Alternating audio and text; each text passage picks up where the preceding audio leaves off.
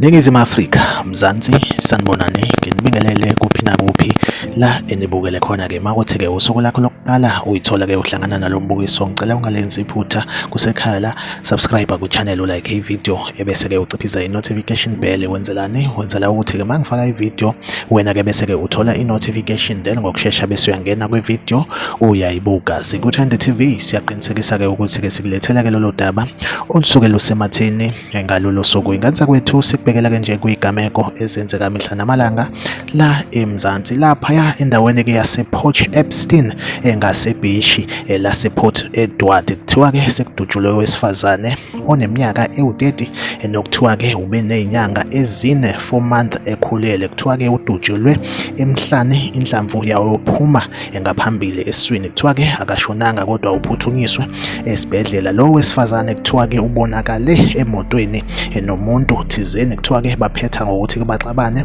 Uthe esethi-ke uzama ukuphuma emotweni, kuthiwa-ke yilapho adutshulwe khona emhlane. Njengamanje ayakaziwa imbangela yengxabano yabo, kodwa ngokujwayelekile abantu besifazane babulawa mihla namalanga egameni lothando, besuke bebulawa abantu esingasho sithi abathandiweyo babo. Like ivideo, subscribe kwi-channel, uphinde ucommente kwi-comment section ungitshela ukuthi kuthini ukuphawula kwakho ngalolu daba. Sikuthandi TV ngizohleze ngikhona ngulethela-ke indaba eyisematheni usuku nosuku. Asihlangabezane kwivideo elandelayo.